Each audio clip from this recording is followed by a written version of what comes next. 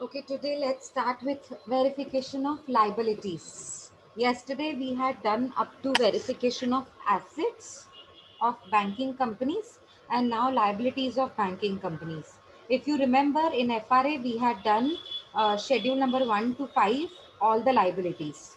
Schedule number 1 was share capital. Schedule number 2 was reserves and surplus. Schedule number 3 was borrowings. 4 sorry 3 deposits, fourth borrowings, and fifth was other liabilities. Do you remember that? Yes, ma'am. Yeah. Now first is share capital.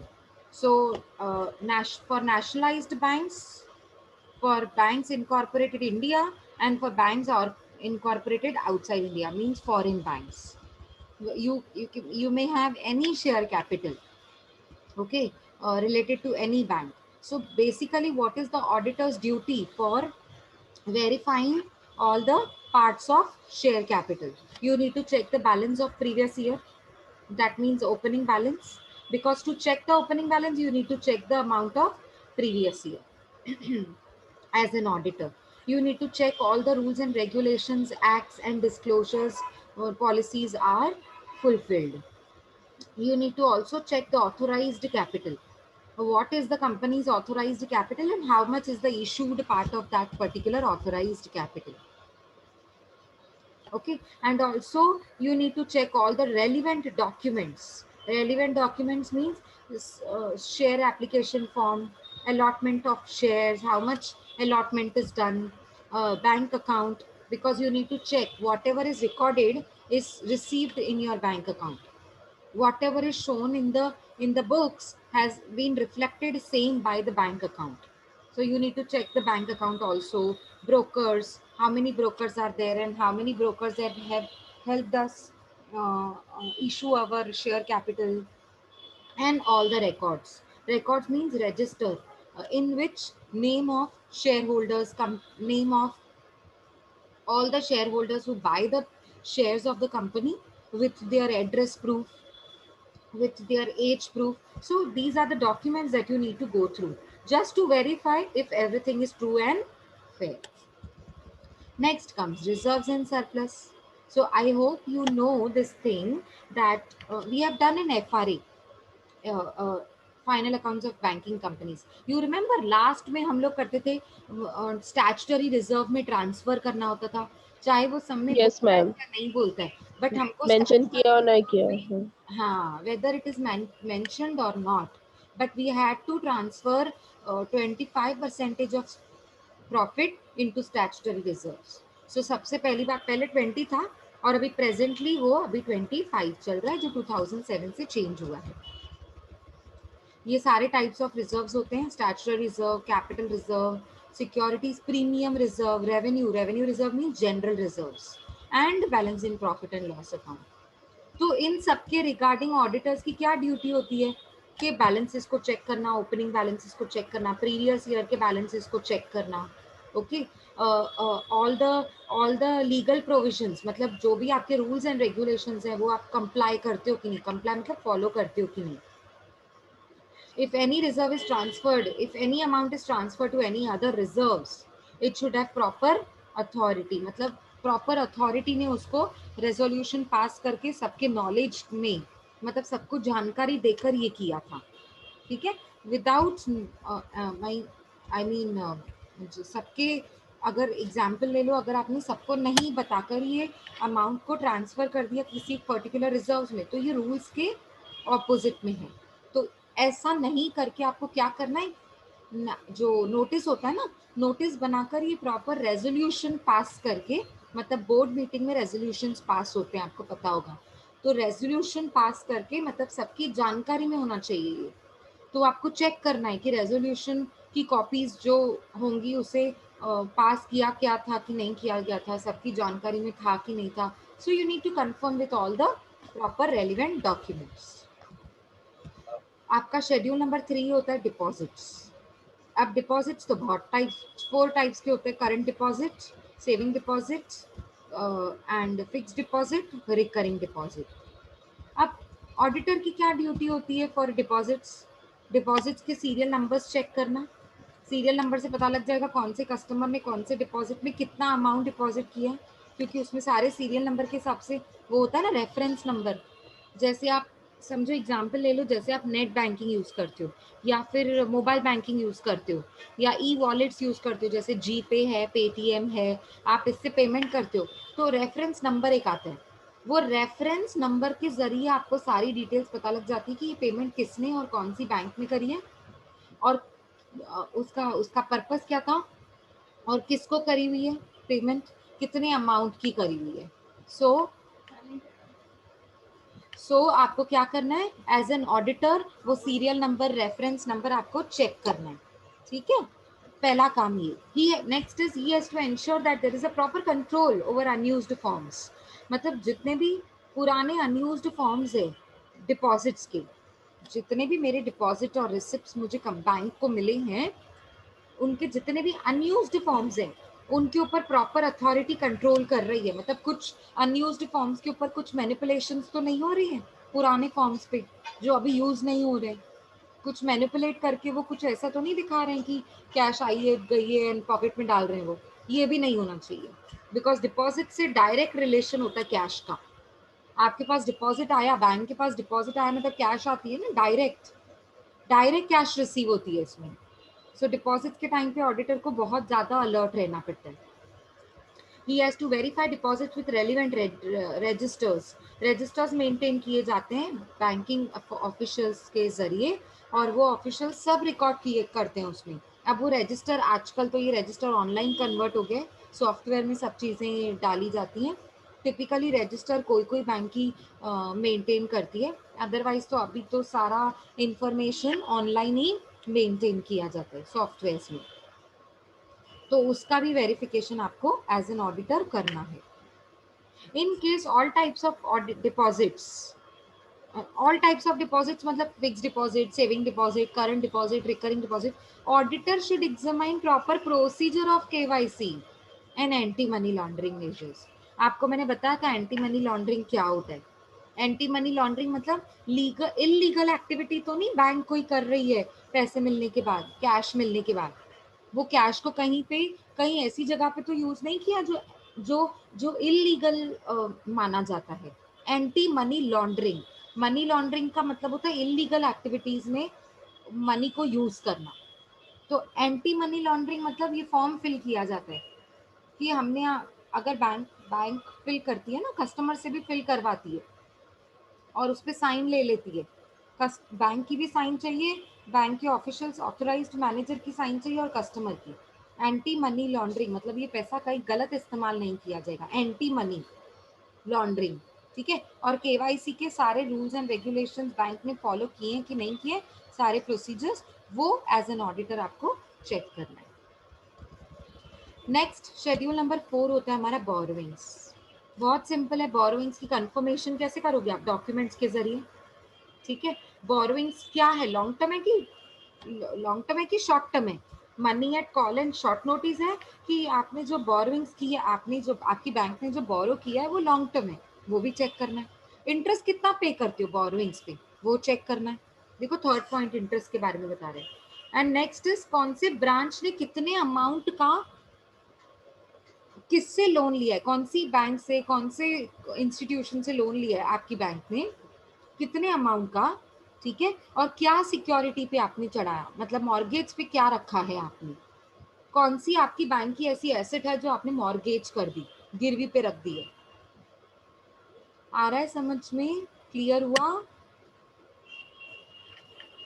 Yes, Yes, ma'am. ma'am. या अभी other liabilities, अब other liabilities में तो बहुत कुछ होता है, bills payable, inter office adjustment, मैंने आपको बताया था ना इंटर ऑफिस एडजस्टमेंट, जब हम प्रैक्टिकल सम्स करते थे तो इंटर ऑफिस एडजस्टमेंट अगर क्रेडिट बैलेंस होगा तो लाइबिलिटीज में जाएगा शेड्यूल नंबर 5, और अगर डेबिट बैलेंस आएगा उसका अगर, तो जाएगा शेड्यूल नंबर 11 अदर एसेट्स।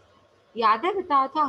तो अगर इन बिल्स पेबल तो आप समझ गए होंगे, बिल्स पेबल्स मतलब जो आपको बिल्स पे करने हैं वो ड्राफ्ट्स भी, उस ड्राफ्ट्स के फॉर्म में भी हो सकता है, मेल ट्रांसफर के फॉर्म में भी हो सकता है, ट्रेवलर्स चेक के फॉर्म में भी हो सकता है। So you need to check which type of bills payable is there, how much amount do we have to pay them, मतलब एक एक कस्टमर को मुझे बिल्स पेबल के नाम पे कितना अमाउंट पे करना है, उसका रजिस्टर मस्टर डॉक्यूमेंट्स, कुछ तो डॉक्यूमेंट्स होंगे, वाउचर्स होंगे, उनको वेरीफाई करना है। ठीक है। इंटर ऑफिस एडजस्टमेंट का मतलब होता है, देखो अगर एक बैंक ने दूसरे बैंक से या एक ब्रांच ने दूसरे ब्रांच से अगर कुछ लेन देन की है कैश की, तो उसे कहते हैं इंटर ऑफिस। मतलब एक बैंक ने दूसरे बैंक से या एक ऑफिस ने दूसरे ब्रांच ऑफिस से एडजस्ट, उसकी एडजस्टमेंट बिठानी होती है। अभी समझो मेरे ब्रांच ने आपके ब्रांच से 5000 रुपीज लिए थे और आपने पास्ट में मुझसे 10,000 रुपीज लिए थे। अब 10,000 आपने मुझसे लिया और 5,000 मैंने आपसे लिया, तो काट साट के एडजस्टमेंट कितनी बैठती है, मतलब आप मुझे 5,000 दोगे, 5,000 काट कर आप मुझे बैलेंस कितना पे करोगे, 5,000। तो ये एडजस्टमेंट होती है ना। So you need to check credit balance कितना है। ठीक है, लाइबिलिटी साइड में। अच्छा, दोनों ब्रांचेस के बीच में क्या ट्रांजैक्शन हुआ था, अच्छा उसके रिकॉर्ड्स क्या थे, मतलब प्रूफ, प्रूफ क्या है कि ये ट्रांजैक्शन दोनों ब्रांचेस के बीच में हुआ था। ठीक है, वो चेक करना जरूरी है। वो रिकॉर्ड हेड ऑफिस के पास पहुंचाना जरूरी है प्रॉपर सिस्टम में। ठीक है, एज एन ऑडिटर ये आपकी रिस्पॉन्सिबिलिटी है। Speedy identification and correction of the errors, अगर आपको कोई एरर्स मिले तो आपका एज एन ऑडिटर आपका काम है कि उसको आप कैसे आइडेंटिफाई करते हो और आप कैसे उसको करेक्ट करते हो। स्पीडी मतलब जितना जल्दी हो सके। Okay, next is if there are any differences in the balance of reconciliation statement it can be prepared by bank staff. मतलब अगर आप एज एन ऑडिटर हो तो आपका रिस्पॉन्सिबिलिटी है कि अगर आपको कोई डिफरेंस दिख रहा है तो बैंक के स्टाफ की मदद लेकर आपको वो बैलेंस रिकंसाइल करना है। मतलब आपको उनसे ही पता लगेगा ना कि क्यों बैलेंस हो रहा है, बैलेंस क्यों नहीं हो रहा है, तो वो उनसे पता लग जाएगा कौन से ऐसे ट्रांजेक्शन है जो हमने नहीं दिखाए हैं, भूल गए थे दिखाना, ओमिट हो गए दिखाना, है ना। तो ये आपको बैंक के स्टाफ के जरिए आपको ये पूरा कंप्लीट करवाना है, रिकंसाइल करवाना है। अभी इंटरेस्ट अक्रूड, आपको इंटरेस्ट पे करना है डिपॉजिट्स पे, बोरोविंग्स पे, अभी तक आपने पे नहीं किया है तो कितना इंटरेस्ट है जो अभी पे करना है, टू बी पेड, कितना इंटरेस्ट है जो लोगों को अभी तक आपने पे नहीं किया और पे करना है। सारे terms of various types of deposits वो ऑडिटर को पता होने चाहिए, कितने टाइप ऑफ डिपॉजिट्स आपकी बैंक चलाती है और कितने रेट ऑफ इंटरेस्ट पे। नेक्स्ट अमाउंट वही है, देखो अमाउंट ऑफ इंटरेस्ट चेक करो, अमाउंट ऑफ इंटरेस्ट कितना होना चाहिए और कितना आपने पे किया है और कितना पे करना बाकी है। You can make another point also. So balance amount paid और outstanding amount to be paid and what is the amount already paid, वो भी एक एज एन ऑडिटर चेक करना होता है। He can also inquire into reasons for non payment, मतलब आपने time पे क्यों पेमेंट नहीं की है उसके रीजंस को भी कंफर्म करना है। ठीक है, अदर प्रोविजंस जैसे इनकम टैक्स प्रोविजन होता है, प्रपोज डिविडेंड होता है, आरडीडी होता है, रिजर्व फॉर डाउटफुल डेट्स, है ना। ये सारे मेरे क्या होते हैं, अदर प्रोविजंस होते हैं। इनके ड्यू डेट्स चेक करना कि अगर प्रपोज डिविडेंड है, आपने प्रपोज तो कर लिया, आप पे भी तो करना है ना, तो ड्यू डेट चेक करो कौन सी डेट पे करने वाले हो, कितना अमाउंट पे करने वाले हो, जो लॉ जिसके ऊपर जो लॉ एप्लीकेबल होता है वो आपने लॉ फॉलो किया है, compliance with the various laws, ये चेक करना है। ठीक है, तो आपको डेट चेक करनी है, ड्यू डेट क्या है, amount of the dividend, amount of the tax to be paid to the government, dividend to be paid to the share holders, RDD कितना कितना क्रिएट किया था आरडीडी और कितना आपका आरडीडी हो चुका है ऑलरेडी। आरडीडी क्रिएट करना मतलब reserve for bad debts, provision for doubtful debts, provision आपने सोच के रखा था इतना होगा पर उसमें से ऑलरेडी कितना हो चुका है वो चेक करना, है ना। सो ये सारी पॉइंट्स आप बनाकर लिख सकते हो। और लास्ट होता है आपका कॉन्टिजेंट लाइबिलिटीज। ये तो आपको पता है क्या होते हैं कॉन्टिजेंट लाइबिलिटीज, मतलब जो हम फुट नोट में दिखाते हैं, बैलेंस शीट के अंदर नहीं दिखाते, it is not a part of balance sheet but it is shown as notes to the balance sheet. ठीक है, तो आपको एज एन ऑडिटर आपको चेक करना है कौन सी कॉन्टिजेंट लाइबिलिटी है, क्या कॉन्ट्रैक्ट और एग्रीमेंट था दोनों के बीच में, ऐसी लाइबिलिटी कौन सी थी जो ये कॉन्टिजेंट लाइबिलिटी अराइज हो सकती है। समझो एग्जाम्पल, मैंने आपको कॉन्ट्रैक्ट दिया है कि मैं आपको 10,000 के गुड्स ये ड्यू डेट तक बेचूंगी। ठीक है, तो ये मेरा कंसाइनमेंट है, ये मेरा कॉन्ट्रैक्ट है। तो अगर मैंने आपको ड्यू डेट तक नहीं बेचा तो आपका नुकसान हो गया, ठीक है। वो नुकसान की भरपाई मुझे करनी पड़ेगी, क्योंकि क्योंकि मैंने आपको टाइम पे गुड्स डिलीवर नहीं किए, यानी कि जो लॉस होगा वो मुझे भरना हो सकता है फ्यूचर में, उसी को ही तो कहते हैं contingent liability. So you need to check which type of contract was there between two parties जिसकी वजह से कॉन्टिजेंट लायबिलिटी अराइज हुई, ठीक है। और उसकी डेट चेक करो, ड्यू डेट चेक करो, एविडेंसेस चेक करो। एविडेंसेस मतलब डॉक्यूमेंट्स, रिलेटेड डॉक्यूमेंट्स चेक कीजिए एज एन ऑडिटर, ठीक है। List of pending legal cases against the bank, कोई बैंक के ऊपर कोई ऐसा केस चल रहा है कि आपकी कॉन्टिजेंट लायबिलिटी और आपने पे नहीं की है, वो अराइज हो चुकी है, अराइज हो चुकी है बट आप पे नहीं कर रहे हो, आपके ऊपर ये केस आ चुका है, तो ऐसा कोई केस है जो पेंडिंग चल रहा है, उसकी पूरी जानकारी निकालना, ठीक है। और बोर्ड मीटिंग के मिनट्स चेक करना, क्योंकि बोर्ड मीटिंग में ज़रूर कॉन्टिजेंट लायबिलिटीज़ का डिस्कशन होता है, तो बोर्ड मीटिंग के मिनट्स चेक करना, मिनट्स में पता चल जाएगा कि कोई ऐसी कॉन्टिजेंट लायबिलिटी अराइज हुई थी कि नहीं हुई थी, और अगर अराइज हुई थी तो वो एक्चुअल में कन्वर्ट होकर कितना पेमेंट आपने सामने वाली पार्टी को किया था। ओके, ये मैंने जनरली बताया, हाँ, ये जो मैंने आपको एक्सप्लेनेशन दी ना कॉन्टिजेंट लायबिलिटी की, जनरल एक्सप्लेनेशन दी, इन्होंने अलग अलग दी हुई है, पार्टली पेड इन्वेस्टमेंट्स को अलग, फॉरवर्ड एक्सचेंज कॉन्ट्रैक्ट को अलग, गारंटी गिवन को अलग, तो आपको इतना डिटेल में नहीं आएगा, बस आपको कॉमन पॉइंट्स लिखनी है। Is that okay with everybody? यहाँ तक आपने सबने समझा, लाइबिलिटीज एंड एसेट्स का वेरिफिकेशन तक? Yes, ma'am. ओके, नाउ ये कॉन्सेप्ट दोनों जो अभी हम करने वाले हैं ना बहुत इंपॉर्टेंट है, मतलब पूरे चैप्टर में अगर आप देखोगे ना बिल्कुल अलग से दिए हुए हैं। LFAR हमने ऊपर पढ़ा था बट छोड़ दिया क्योंकि डिटेल में नहीं दिया हुआ था। हाँ, वो एक रिपोर्ट होती है जो ऑडिटर रिपोर्ट्स में काउंट होती है। ऑडिटर जब एक रिपोर्ट बनाता है ना तो उसमें एक मेन रिपोर्ट के साथ एक LFAR रिपोर्ट भी बनाता है, तो वो क्या होती है, वो भी एक मेन कॉन्सेप्ट है। और एक कॉन्करेंट ऑडिट। अब ये कॉन्करेंट ऑडिट क्या होता है, आपको आपको टाइटल से समझ रहा है क्या कुछ? कॉन्करेंट मतलब continuously, regularly, regularly, short short period of time पे, 2-2 महीने पे, 3-3 महीने में, मतलब एक साथ नहीं, साल भर में एक बार ऑडिट हो वो नहीं, शॉर्ट पीरियड ऑफ टाइम में आप एज एन ऑडिटर आप आकर कंपनी में चेक करते हो जो भी ट्रांजेक्शन्स हो रहे हैं, जो भी एरर्स एंड फ्रॉड्स हैं, और उनको डिटेक्ट करना है, जो ट्रांजैक्शंस हो रहे हैं, और जो जो काम चल रहा है, जो परचेज हो रहा है, जो सेल्स हो रहा है, जो एक्सपेंसेस हो रहे हैं, इनकम्स हो रहे हैं, जो आपकी एसेट्स हैं, आपकी लाइबिलिटीज हैं, वो आप रेगुलरली चेक कर रहे हो। सब सब चीज़ें आप रेगुलरली चेक करते हो, ठीक है। मतलब कब बैंक, अगर बैंक के बारे में बात करें तो बैंक में कितने डिपॉजिट्स हैं, कितनी लाइबिलिटीज हैं, कितने बोरो करती है बैंक एवरी मंथ, बोरो करती है अगर तो कितना बोरो कर रही है, ठीक है। तो आपको ये regularly as an auditor check करना है, उस रेगुलर चेकिंग को बोलते हैं कॉन्करेंट ऑडिट। लिखा हुआ है, आप पढ़िए, अभी आपको क्लियरली समझ आ जाएगा। It means audit conducted continuously as the transaction takes place, जैसे जैसे ट्रांजैक्शन हो रहा है वैसे वैसे ऑडिटर चेक करता जाएगा। आज 4 ट्रांजैक्शन हुए, चेक कर लो, जान छूटी। बार बाद में डिपेंडेंट नहीं रहना फ्यूचर में कि सारे लाखों ट्रांजैक्शन फ्यूचर में एक साथ कर लेंगे, नहीं।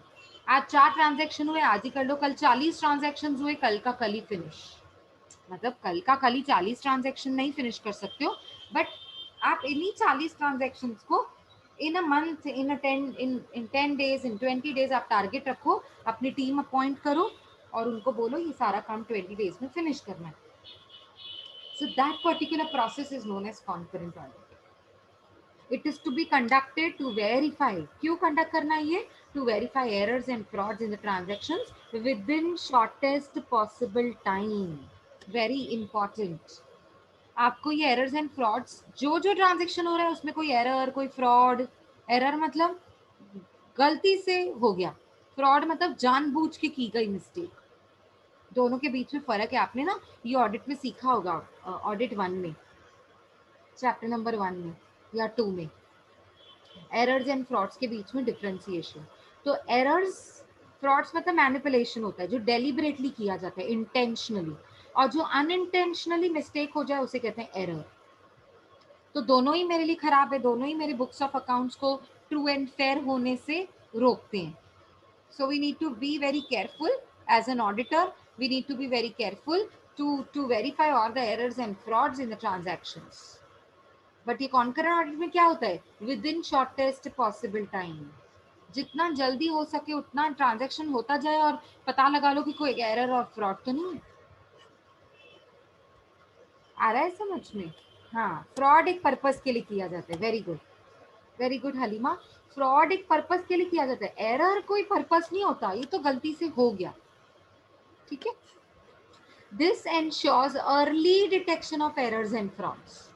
Therefore, internal staff is allowed to do the audit, but he should not involved in the operation. मतलब जो इंटरनल स्टाफ है ना आपका, वो भी ऑडिट करने आ सकते हैं, लेकिन वो आपके जो इंटरनल ऑपरेशंस हैं वो नहीं कर सकते, नहीं तो इजीली चीटिंग हो जाएगी.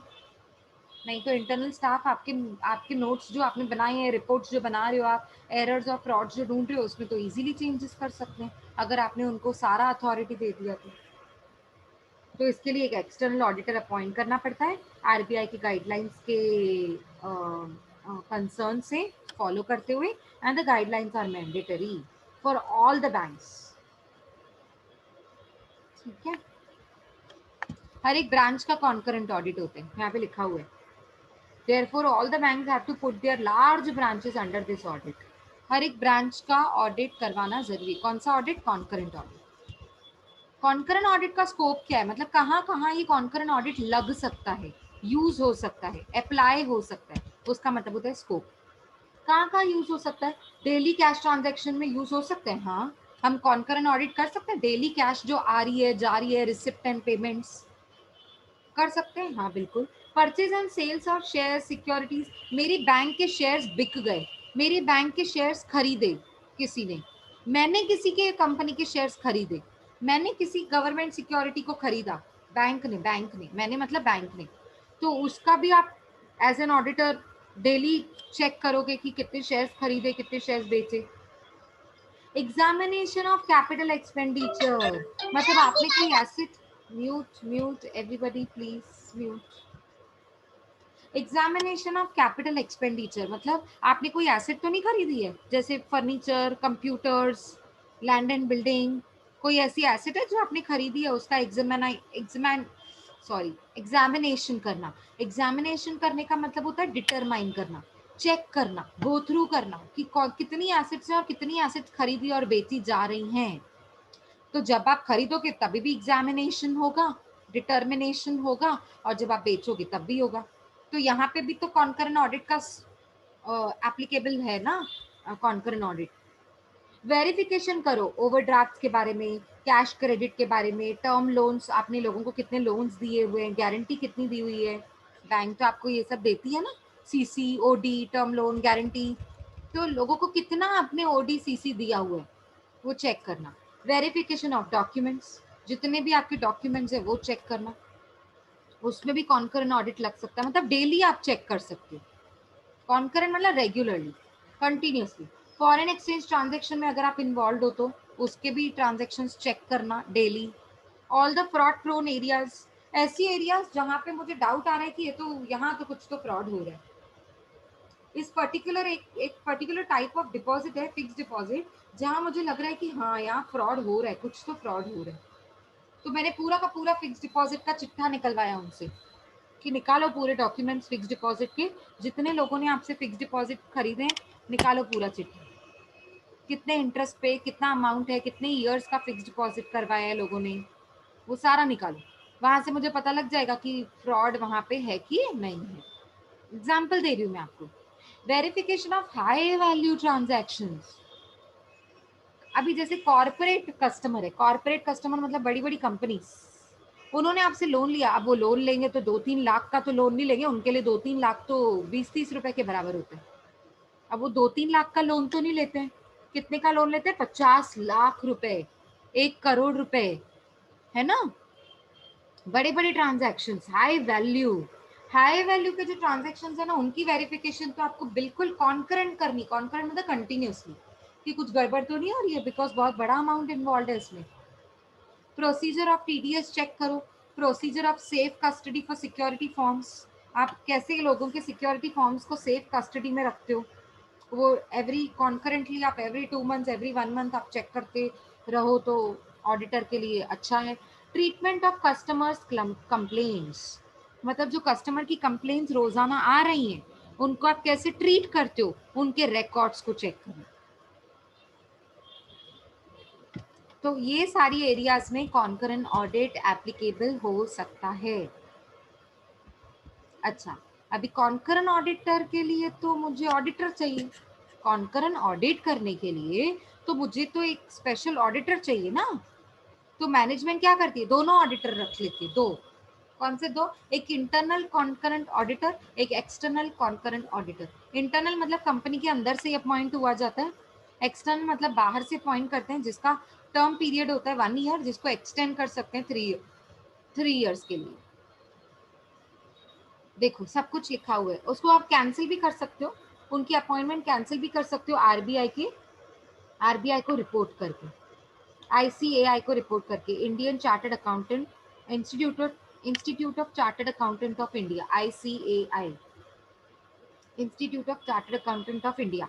ये इंस्टीट्यूशन है जहाँ से ऑडिटर्स क्वालिफाई होके निकलते हैं, तो वहाँ पे रजिस्टर्ड होते हैं ना ये ऑडिटर्स। तो आप उनकी अपॉइंटमेंट करना, उनकी अपॉइंटमेंट कैंसिल करना, तो ये कब कर सकते हो आप, जब आरबीआई को और आईसीएआई को रिपोर्ट करोगे। आप रिपोर्ट किए बिना कैंसिलेशन नहीं कर सकते उनकी अपॉइंटमेंट।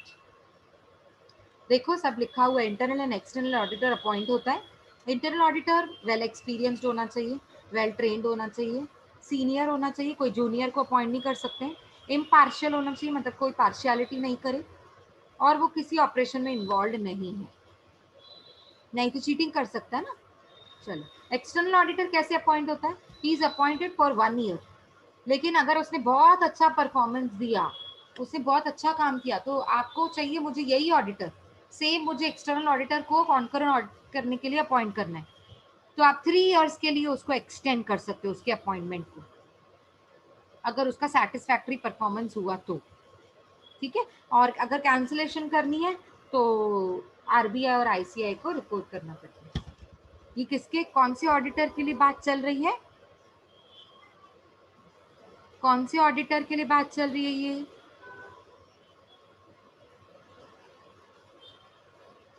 यस, कौन सा ऑडिटर,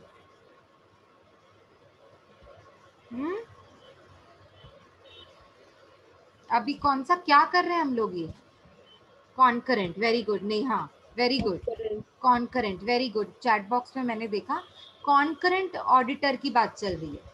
ठीक है, रेम्यूनरेशन कौन फिक्स करता है इनकी, it is fixed by the management of bank, लेकिन उनको कंसल्टेशन लेनी पड़ती है, प्रायर अप्रूवल लेना पड़ता है, किससे, एसीबी, एसीबी मतलब audit committee of board of directors. ये ना कंपनी की एक बोर्ड ऑफ डायरेक्टर्स की कमिटी होती है जो सिर्फ ऑडिट के लिए अपॉइंट होती है, ऑडिट के लिए कि ऑडिटर का रेम्यूनरेशन कितना होना चाहिए, ऑडिटर अपॉइंटमेंट, ऑडिटर की अपॉइंटमेंट कब करनी है, ऑडिटर को रिजाइन कब करना है, उसको उसकी अपॉइंटमेंट कैंसिल कब करनी, ये ऑडिट कमिटी डिसाइड होती है, किसकी, बोर्ड ऑफ डायरेक्टर्स की, सिर्फ बोर्ड ऑफ डायरेक्टर्स होते हैं इसमें।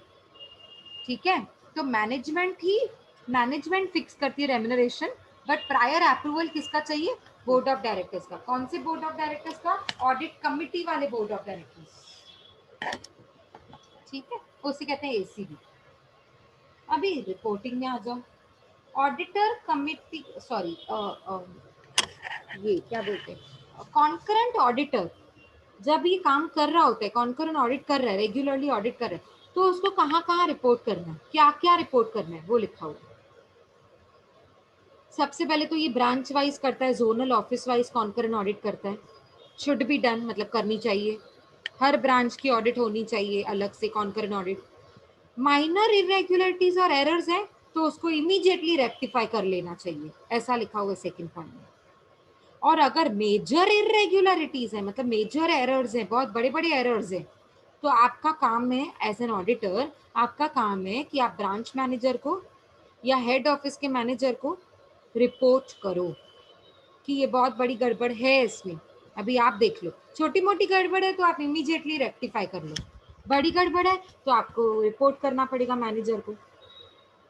Next, there should be proper reporting of the findings of concurrent audit, मतलब रिपोर्टिंग प्रॉपर होनी चाहिए, मतलब आप जो देख रहे हो, जो आपने समझा, वो एवरी लुक एंड कॉर्नर आपको आइडेंटिफाई करना है एंड आपको रिपोर्ट करना है, मतलब ऐसी कोई भी चीज नहीं है जो आपको छोड़ देनी है। रिपोर्ट करने के टाइम पे आपको पूरा डिटेल में रिपोर्टिंग करनी है। एंड फॉलो अप एक्शन लेना है। फॉलो अप एक्शन मतलब जो भी आपने देखा, जो भी आपने समझा इस कंपनी के असेट्स, लायबिलिटीज और एक्सपेंसेस और इनकम्स को देखकर, तो एक बार गो थ्रू करना है आपको फिर से, और चेक करना है कि कोई मिस्टेक तो नहीं रह गई, कोई फ्रॉड रह तो नहीं गया कहीं पे, कोई डिटेक्शन ऑफ एरर रह तो नहीं गया, ठीक है। और वो पूरा का पूरा रिपोर्ट करना है आपको कंट्रोलर ऑफिसर को। Corrective actions to be taken after any error, ठीक है। मतलब फॉलो अप एक्शंस में आप ये देखते हो कि जितने मैंने एक्शंस लिए थे, जो मैंने एग्जीक्यूट किया था प्लान, वो सही था, उसमें कुछ एरर तो नहीं था, वो चेक करना है आपको, और वाकई में वो करेक्टिव एक्शंस लिए गए कि नहीं लिए गए, वो चेक करना है। So follow up actions. Okay, so this was about concurrent audit. मतलब हमने क्या क्या पढ़ा कॉन्करेंट ऑडिट का इंट्रोडक्शन, स्कोप मतलब कहाँ कहाँ ये कॉन्करेंट ऑडिट लग सकता है, यूज हो सकता है, appointment of concurrent audit, internal external दोनों चलेंगे, remuneration is fixed by management of bank with consultation of ACB, and reporting bye auditor, मतलब ऑडिटर जब रिपोर्ट करता है तो क्या क्या चीजें रिपोर्ट करता है और किसको रिपोर्ट करता है। Okay, so now LFAR, last part of the chapter, but I think we should have a break of 5 minutes and then we can begin with LFAR. Is that okay? Anyways, 2 minutes are pending for the meeting, so this meeting is going to be end in 2 minutes, and then I think a 5 minutes break अगर आपको चाहिए तो हम ले सकते हैं। You guys want 5 minutes break?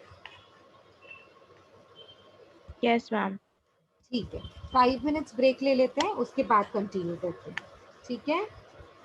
Okay, So you ma'am. all need to हाँ. join the meeting again, okay? Yes, ma'am. Yeah.